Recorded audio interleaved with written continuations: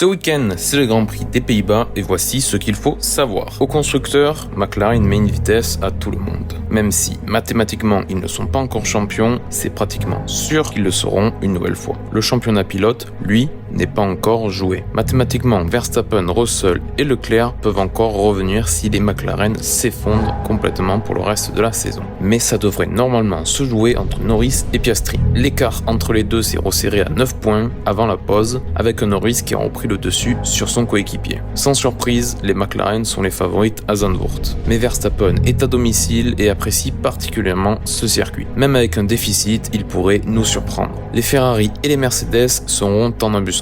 S'il y a une opportunité, je suis sûr que Russell saura la saisir. Et si Ferrari ne se tire pas une rafale dans le pied, on pourrait voir de belles choses. La dernière bataille pour la P2 au constructeur commence ici. Si Mercedes veut la reprendre à Ferrari, il va falloir qu'ils aient leurs deux pilotes aux avant-postes. Pareil, pour Ferrari, l'élimination en Q1 n'est plus possible pour Hamilton s'ils veulent garder la P2 au constructeur. Derrière, on a Williams qui mène le peloton au général. Ici, ça devrait être pareil. Depuis le début de l'année, Albon a passé un cap avec l'arrivée de Sainz, son premier coéquipier qui le challenge vraiment. Alpine a besoin d'un très bon résultat pour revenir dans la course à la 7ème place, mais ce n'est pas dans la dynamique actuelle. Sans ça, ils resteront probablement 10e.